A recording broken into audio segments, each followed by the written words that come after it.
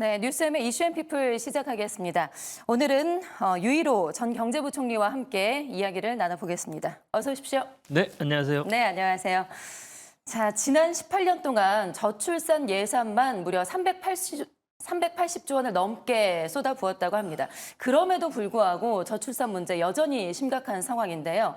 저출산 문제부터 좀 저희가 짚어보면 근본적인 원인을 찾아서 해결하는 게 가장 급선무일 것 같습니다. 어떤 게 가장 근본적인 원인이라고 보시는지요? 예, 그전에는 보통 이제 힘들어서 말하자면 교육, 주택, 뭐 보통 그게 많이 쓰던 말이고 그러니까 아기를 안 낳는다 이제 이렇게 흔히 받고 사실은 어느 정도 그 지금도 그렇다고 봅니다. 예, 지금도 예. 그렇다고 보는데 요즘 제가 이렇게 보면은 이 문화 자체가 바뀐 게 아닌가 하는 생각이 듭니다. 과연 일반적으로 젊은 세대에서 꼭 그런 건 물론 예, 아니겠습니다만은 예. 결혼이라는 게 꼭 필요한 것인가 하는 생각을 하시는 분들이 많은 것 같더라고요. 그러니까 뭐 그러면은 이게 교육, 주거 이런 문제 이전의 문제가 되겠죠.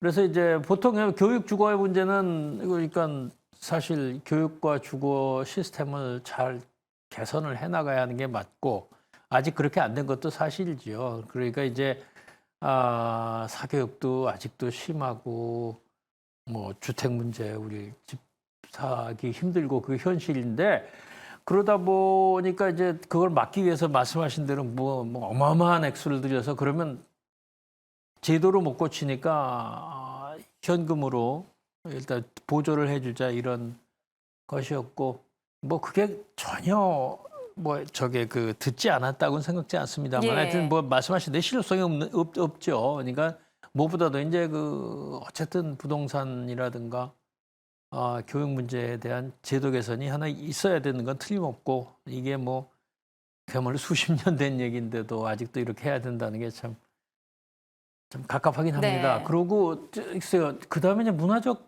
차이 같은 걸 제가 이제 요건 점점 느끼는데 그것은 장기적인 과제 아니겠습니까? 그렇게 젊은이들이 그렇게 느낀다면 결혼이라는 게 꼭 필요한가라고 느낀다면 참 그거는 좀 다른 문제 같아요. 그래서 이제 네. 뭐 간단히 말씀드리자면 하여튼 뭐 현금 지원도 계속 해야 되고 그러나 이제 그것이 좀 더 효과적이기 위해서는 그야말로 정말 그 교육제도 같은 거에서는 사교육을 그 줄이는 그 방안을 저는 없지 않다고 네. 보는데 이제 사교육이 없어지게 하겠습니까? 근데 줄어들 수 있는 방안이 있다고 보는데 그거를 해야 된다. 그러면은 아무래도 공교육 위주라면 공교육이 중심이 되면 교육 비용이 줄어드는 건 더 사실이고요. 그 네. 다음에 주거 요새는 이제 좀 주택 물론 비쌉니다마는 주택 가격이 조금은 안정이 된 상태가 아닌가. 이제 주택 가격 안정도 필요하고 자 이제 그 정책은 당연히 해야 되는데 문화적인 차이는 이것은 길게 보는 수밖에 없지 않나 네. 싶습니다. 사실 문화적인 차이는 뭐 우리가 어떻게 정책으로 바꿀 수 있는 쉬운 문제는 아니고요. 말씀하신 뭐 교육이나 주거 문제 이런 시스템들 그리고 민생과 관련된 문제들을 좀 바꿔보면 뭐 저출산에 대한 대책도 좀 마련되지 않을까 싶은데 네. 얼마 전에 그 총리님께서 기고하신 글을 봤어요. 이 저출산 대책에 우리나라 경제 미래가 달렸다라고 말씀을 하셨고요. 여기에 정책은 왜라는 질문보다 어떻게라는 질문을 정책을 내야 된다라고 말씀을 하셨습니다. 그렇다면 저출산 대책은 어떤 정책을 내야 되는 걸까요? 글쎄 이제 제가 우선 이제 저출산에 우리나라의 미래가 달렸다 이거야 뭐 저뿐 아니라 거의 모든 국민이 그렇게 생각을 하시는 것 예. 같아요. 그리고 이제 그런데 뭐 제가 일반적인 얘기로 정책이라는 것은 뭐 그 어떻게 하느냐가 굉장히 중요하다 하는 것이 사실은 이제 올바른 정책 수단을 찾기가 그렇게 저거 해야지 하면서도 과연 어느 것이 가장 실효성 있는 정책 수단인가 그걸 잘 못 찾으니까 그런 걸 잘 찾아야 된다 한다는 얘기고 많은 다른 부분에서는 그래도 실효성 있는 정책을 찾고 있습니다. 그런데 조금 전에도 말씀드렸지만 아직도 이 사교육 문제 같은 것을 해결을 못했다는 건 그만큼 실효성 있는 정책을 못 찾았다는 뜻도 되고 그래서 그 부분을 좀 집중을 해야 되지 않을까 싶습니다. 다만 이제 그것이 저출산 문제를 한 번에 해결하는 그런 뭐 지금 사실 그 수치를 참 생각하기도 무서울 정도의 그 정말 초저출산이라서 예. 사교육 문제를 해결하고 주거비 문제를 해결한다 해도 그것이 얼마나 올라갈 것인가 하는 건 또 다른 문제겠습니다만 어쨌든 그것은 우리가 가용한 정책 자원 중에서는 가장 그래도 실효성이 있다고 보여집니다. 문화적인 문제에 대한 것은 다시 얘기하자면 그건 정말 저도 답답하고 어떻게 해야 될지가 한참 생각을 해봐야겠죠. 네. 오래 걸릴 일이라고 봅니다. 네, 그러니까 우선 실효성 있는 정책들을 우리 청년들이 받아들일 수 있는 정책들을 먼저 내놓는 게 네. 급선무인 것 같고요. 자, 이번엔 고령화 문제도 좀 짚어보겠습니다. 급격히 진행되는 고령화로 인해서 2032년부터는 실질 금리가 빠르게 상승할 것이다라는 연구 결과가 한국은행에서 나왔습니다. 고령화와 금리가 과연 어떤 관계가 있길래 이런 결과가 나온 걸까요? 글쎄 이제 만약 고령화가 되면은 그 대출 수요가 사실은 일반적으로 늘어야 되는데 그것에 맞추기 위한 그 실질금리 하방이라는 얘기 같아요. 근데 예.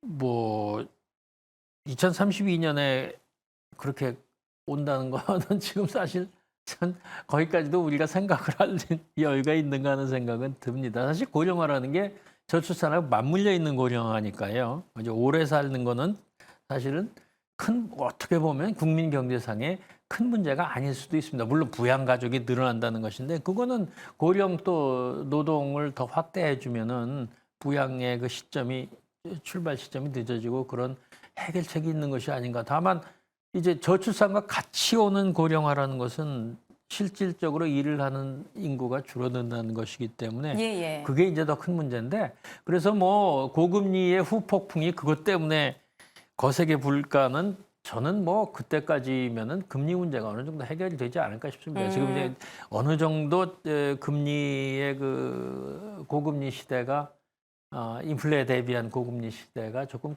끝난다고 생각을 했는데 갑자기 국제 정세에 이제 이란하고 이스라엘 그 때문에 다시 또 걱정하기 시작을 하는데 그것만 아니었으면 일단 일반적으로 그 고금리 정책에 대한 각국이 미국을 필두로 해서 각국이 좀 더 이제는 완화적인 정책으로 가지 않느냐 네. 이렇게 했기 때문에 금리 정책이라는 거는 이제 뭐 그렇게 왔다 갔다 올라갔다 내렸다 하는 것이고 그런 지금 우리가 코로나 이후에 겪었던 그와 같은 그 인플레 문제는 이렇게 돌발 사태가 아니라면 웬만큼 이제 이렇게 지금 수습이 돼가는 상태가 아닌가 싶어서 뭐 그렇게 지금으로부터 7, 8년 후에 고금리 후폭풍을 걱정할 문제는 아니지 않나 싶습니다. 어쨌든 경제가 안정화돼야 뭐 금리도 안정화가 되고 금리도 가격이니까요.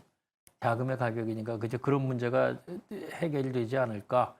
그래서 뭐 지금 고금리 후폭풍을 걱정하는 것보다는 뭐 현재의 고금리 네. 문제는 제 걱정을 해야죠. 네. 그러나 참 우리 고령화 때문에 뭐 고금리를 이거 그때 가면 그것까지는 안 지지 않을까 네. 그런 생각이 듭니다. 우리 미래 세대가 짊어질 짐이 상당히 좀 큰 것 같습니다. 그 그렇습니다. 전에 대책을 좀 내놔야 될 것 같은데요. 그렇죠. 자, 그렇다면 뭐 2년 정도가 지났는데 윤석열 정부의 저출산 고령화 대책은 좀 어떻게 평가를 하시는지 궁금해요. 좀 전체적인 대책에 새 틀을 짜야 된다라는 이야기도 일부에서 나오긴 하는데 방향성이나 대책에 대해서는 좀 옳다고 보시는지요? 네, 저는 뭐 방향성 제가 말씀드린 일반적인 그런 방향으로 하고 있지 않나 하는 생각. 주택 가격도 안정화 시키려고 노력하는 건 사실이고 또 교육 개혁을 통해서 사교육의 문제를 조금 해결하려고 하는 그 방향은 맞는 것인데 국민들이 체감하시기에 아직 그 실효성을 아직 느끼지 못하신다면 그건 참 답답한 일이긴 합니다. 그래서 이제 방향 자체는 잘 봤다고 보는데 좀 더 제 생각은 이제 좀 속도를 내줘야 되지 않을까 하는 생각은 듭니다. 네, 알겠습니다. 얼마 전까지 선대위에서 민생경제특위위원장으로 활동을 하셨는데 앞으로도 좀 민생을 위해서 뭐 여러 가지 노력들을 좀 해주시기를 바라겠습니다. 예, 그 특위위원장 끝났고요. 뭐 항상 저희 같은 사람이 걱정하는 게 나라 경제이니까요. 뭐 여러 가지로 같이 걱정하고 해결책을 좀 알겠습니다. 지금 담당자들에게 전달도 해주고 그러려고 합니다. 네, 지금까지 유일호 전 경제부총리와 함께 이야기를 나눠봤습니다. 고맙습니다. 예.